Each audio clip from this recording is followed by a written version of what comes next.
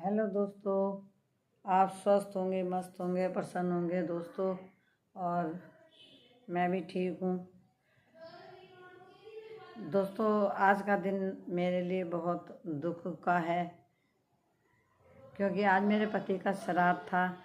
और मैंने खाना रात में अपने नंदोई के 13वीं में से मुरादाबाद गई थी। रात में 10 बजे मैं मुजफ्फरनगर आई और रात में आते खाने की भूख भी नहीं लगी और मैं ऐसे ही सो गई। और फिर सवेरे जल्दी अपने आप ही मेरी आँख खुली, जैसे किसी ने मुझे उठाया, और नहीं तो मैं उठ नहीं पाती। और फिर मैंने उठ के मैं अपनी लड़की के घर आई, थोड़ी सफाई करी और फिर मैंने खाना बनाया दोस्तों। अपने पति का श्राद्ध था मेरे, इसलिए मैंने खाना बनाया, पूरी बनाई, आलू टमाटर खीर बना करके मैंने फिर थाली सजा के खाना निकाला। और गैस मैंने उस पर रक्षणा भी दी। फिर मैंने पंडित जी को फ़ोन करा तो पंडित जी से मैंने कहा आ जाओ। उन्होंने कहा कि मैं आ जाऊँगा। फिर दोबारा उन्होंने मेरे से कहा कि यदि आप मेरा खाना दे दो तो बहुत अच्छा रहेगा। इस समय तो मैं खाना खा चुका हूँ।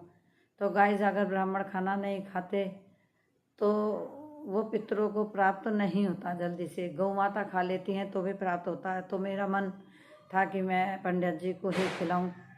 मैंने फिर पंडित जी को कहा तो उन्होंने कहा कि मैं खाना खा लूँगा, शाम को आराम से खा लूँगा, लेकिन आप अब मेरा खाना टिफ़िन में भेज दें। मैंने कहा पंडित जी आप टिफ़िन भेज दो। पंडित जी बोले मैं अरेंजमेंट कर देता हूँ टिफ़िन का। फिर मैंने कहा नहीं, मैं प्लास्टिक के डिब्बे रेडीमेड आते हैं बाज़ार से, मैं उसमें आपको खाना भेज दूँगी। और मैंने फिर अपने लड़की का जो बच्चा था, आज मैंने उसे रोक लिया था कि अपने नाना की थाली में पानी देना है, खाने में पानी देने के लिए मैंने उसे रोक लिया था। और फिर उसने वो बहुत प्यार, वो नाना उन्होंने देखे नहीं पर बहुत प्यार करते हैं। और वो छोटा बच्चा बहुत ही, उसे पता नहीं कुछ आध्यात्मिक ज्ञान है क्या है पता नहीं मुझे। रोज़ाना वो माथे पे त्रिशूल का वो शिव जी का तिलक लगाता है, त्रिपुंड, और दोनों कानों में लगाता है और गले में लगाता है पीला, पता नहीं उसे क्या है। और उसने आज वो स्कूल से रुका और उसने अपने नाना के जो मैंने आज श्राद्ध करा उसमें पानी निकाला। मुझे और अच्छा लगा कि कुदरत की कुछ ऐसी बात है कि उस बच्चे के अंदर कुछ ज़्यादा ही है। और जब उसके नाना जिंदा थे तो वो मुझसे यूँ कहा करते थे कि ये बच्चा पढ़ेगा और होशियार निकलेगा और अच्छा निकलेगा आचरण। पता नहीं वो उन्होंने क्या देखा था उसे, जब तो वो छोटा सा ही बच्चा था। और आज उस बच्चे के अंदर बहुत गुण मैं देखती हूँ तो मुझे थोड़ा सुकून मिलता है। फिर उसने पानी जैसे वो निकालने लगा खाने के चारों तरफ, तो वो बोला नानी इसमें काले तिल डालो। तो उसने फिर मेरे को याद दिलाई, वो इतना ज्ञानी है। तो मैंने फिर उसमें काले तिल डाले और फिर मैंने उससे खाना निकलवाया। तो उसके नाना जी यही कहते थे कि मैंने इसे परख रखा है तो देखना ये बहुत बुद्धिमान निकलेगा, और बहुत ही बुद्धिमान है। तो उसने मुझे काले तिल की खुद ही याद दिलाई। फिर पंडित जी को खाना दे के आया और मैंने फिर खाना निकाल दिया।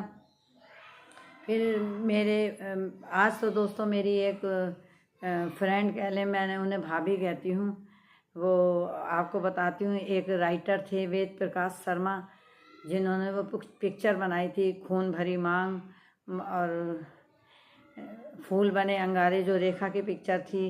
रेखा जो फिल्म इंडस्ट्रीज में हीरोइन है, तो उन्होंने उसकी स्टोरी उन्होंने दी थी। तो उनकी साली मेरी बहुत पक्की दोस्त है, तो वो मेरे घर आई थी तो वो कहने लगी कि जब पति का श्राद्ध करते हैं तो औरत खाना नहीं खाती। तो दोस्तों मैं तो ये कहना चाहती हूँ और अपनी बहनों से, भाई मैं तो खाना खा लेती हूँ। जब पति का खाना घर में बन रहा है तो पत्नी कहाँ जाएगी? काश पत्नी मर जाए तो क्या पति ऐसे खाना खाएगा? जितने औरत के नियम बनाए जाते हैं इस समाज में, तो क्या समाज आदमी के लिए भी कोई नियम बनाता? आदमी के लिए कोई नियम नहीं होता। और मैं इसे रूढ़िवादिता मानती हूँ और मैं औरों से भी कहूँगी ये रूढ़िवादिता है, किसी भी शास्त्र में नहीं लिखा है। और अगर लिखा हो तो आप मुझे ज़रूर बताएं ताकि मैं भी समझूं। मैंने तो अब तक कभी सुना नहीं है। मैंने शिव पुराण कई बार सुनी है, भागवत भी पढ़ी है, रामायण भी मैंने पढ़ी, पर मुझे अब तक ऐसा कुछ नहीं दिखा। लेकिन फिर भी ज्ञान अपने आप में अपूर्ण होता है। यदि आप में से कोई भी इस बात को जानता है तो मुझे कमेंट्स में ज़रूर बताएं कि पत्नी को अपने पति के श्राद्ध का खाना नहीं खाना चाहिए तो क्यों नहीं खाना चाहिए, कहाँ लिखा है, उसका आप मुझे जवाब दें। फिर मैंने पंडित जी को खाना भेजा तो वो मेरी फ्रेंड आई थी, वो कहने लगी कि मैं तो कभी खाती नहीं हूँ, हमारे मोहल्ले में कोई नहीं खाता। पर मैंने कहा आप मुझे इसका रीज़न बताएं कि क्यों नहीं। ये वो बोलती हैं कि ये नहीं पता, पर हमारे मोहल्ले में कोई नहीं खाता। मैं कहा मोहल्ले से कुछ नहीं लेना है, समाज क्या कह रहा है, समाज की अगर हम सब बातें मानेंगे कि समाज ये नहीं करना वो करना, हमें तो कुएं में डूब के मरना पड़ेगा या फांसी लगानी पड़ेगी। सब बातें सही थोड़ी होती हैं। खाना नहीं खाएंगे तो कहाँ जाएंगे खाना खाने। तो ये रूढ़िवादिता है। तो आप लोग भी बताएं मुझे कि क्या करें। और गाइस मैं बहुत परेशान सी हूँ, आज थोड़ा अपसेट हूँ क्योंकि मेरे पति की मृत्यु हुई थी और मैं उनका आज श्राद्ध करा था। आप लोग प्लीज़ मेरे को थोड़ा हिम्मत बंधाएं। बेशक मेरी उम्र कितनी हो गई है, औरत की उम्र कितनी भी हो जाए, पर जो दुनिया में नहीं होता उसकी सब लाखों दुनिया में देखने को मिलते हैं। पर जिसको हम प्यार करते हैं, जो हमारा पति होता है, वो तो उनकी लाखों की कमी कोई पूरी नहीं कर सकता। वो उनकी पति की कमी कोई पूरी नहीं कर सकता, चाहे लाख चाहने वाले हों, चाहे रिश्तेदार हों या कोई हो। तो गाइस आप प्लीज़ अगर मेरे से कोई गलती हो तो उसे क्षमा करना और मेरी वीडियो को लाइक करना, शेयर करना, सब्सक्राइब करना। कल मेरे नंद के यहाँ जो रस्में हुई थी वो मैंने उनकी सबकी वीडियो बना के डाली हैं, आप उन्हें देखना और मेरी वीडियो सब लाइक करना, शेयर करना। और गाइस उनके यहाँ तो एक बड़ी अजीब रस्म देखी मैंने। सुबह के 3 बजे मुझे उन्होंने उठा दिया और गांव में एक नल पे ले गई सरकारी पे, और उस पर वो मेरी नंद नहाई और इतनी ठंड हो रही थी, ठंडे पानी में वहाँ जाड़ा भी लग गया। फिर उन्होंने उनका मुंह दक्षिण में करा, मेरा पूरब में, और उन्होंने कहा पीछे से ऐसे धोती गेरना, मैं पकड़ूंगी। और मैंने यूँ धोती गेरी पीछे को और उन्होंने पकड़ी और नहाई। फिर एक औरत कहने लगी इनकी तरफ मुड़ के मत देखना, सीधे चले जाओ। गांव में 3 साढ़े 3 बजे बिल्कुल अंधेरा हो रहा था। मैं उसकी वीडियो भी डालूंगी। और फिर मैं मंदिर में गई, उन्होंने कहा एक छोटा सा कोई फल वो खा लो। मैं सिंघाड़ा ले गई थी अपने साथ, तो मैंने सिंघाड़े का टुकड़ा खाया सुबह 3:30 बजे। और उसके बाद हम घर आ गए और वो भी घर आ गई। और फिर उसके बाद सुबह को 10 बजे करीब हवन हुआ। 13वीं का हवन होता है हमारे यहाँ बिश्नोइयों में। शुद्धिकरण जब तक नहीं होता, जब तक हमारे यहाँ तीजे का हवन नहीं होता। और फिर 13वीं का होता है हमारे यहाँ, घड़ा भरा जाता है 13वीं का तीजे का। और 13वीं में जो पानी का घड़ा भरते हैं उस पर वहाँ पे एक खाना रखते हैं। तो गांव के जितने लोग होते हैं एक एक टुकड़ा मरने वाले की आत्मा को खिलाने के, आत्मा के लिए उसका भोजन निकालते हैं। तो वो भी मैं वीडियो डालूंगी। सब खाना पूरे गांव ने खाना निकाल के उनके लिए निकाला, एक एक टुकड़ा निकालते हैं और घड़े में से पानी देते हैं। ये हमारे यहाँ प्रथा है और पूरा गांव देता है ताकि उसकी आत्मा शांत रहे और उसे खाना प्राप्त हो। फिर मैं उसके बाद शाम को खाना 13वीं का भोजन हुआ। और तो दोस्तों मैं तो 13वीं के भोजन के लिए भी मैं इसे रूढ़िवादिता ही मानती हूँ। और मुझे नहीं सही लगता कि ये 13वीं के खाने में इतने लोगों को आना चाहिए या बुलाना चाहिए। इसे सूक्ष्म करना चाहिए और समाज को इसके बारे में सोचना चाहिए। और सूक्ष्म भी हम ही कर सकते हैं। और वहाँ मैं गई तो प्रथाएं, उन्होंने इतनी प्रथाएं फैला रखी थी कि मैं अकेली कुछ नहीं कर सकती थी, क्योंकि गांव में हज़ारों आदमी वहाँ थे।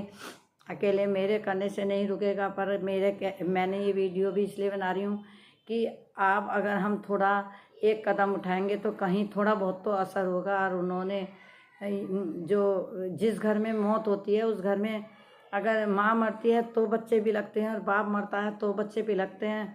वो रोते हैं, उनकी आत्मा रोती है। और मेरे नंदोई तो दोनों ही मर गए, उनके बच्चे बिलख रहे थे। और ऐसे में उन्होंने इतनी बड़ी दावत करी और लोग खा रहे। और कुछ लोग यूँ कह रहे थे कि हम तो खाना नहीं खाएंगे तुम्हारे घर, और तुमने ऐसा नहीं करा, तुमने वैसा नहीं करा, उनके कमी निकाल लेते। अभी वो अनमैरिड हैं दोनों बच्चे। तो ये रूढ़िवादिता समाप्त होनी चाहिए और मुझे ये अच्छा नहीं लगा। और ऐसी शादी ब्याह में भी मुझे अच्छा नहीं लगा कि जिस घर में रो रहे हों तो जो आदमी मरा है या औरत मरी उसकी आत्मा वैसे कितनी दुखी होगी अपने बच्चों की तरफ से, और हम लोग वहाँ बैठ के मिठाई या खीर ये खाते। तो दोस्तों आप मुझे बताना कि आपको मेरी वीडियो कैसे लगी, और मेरी वीडियो को लाइक करें, शेयर करें और सब्सक्राइब करना ना भूलें।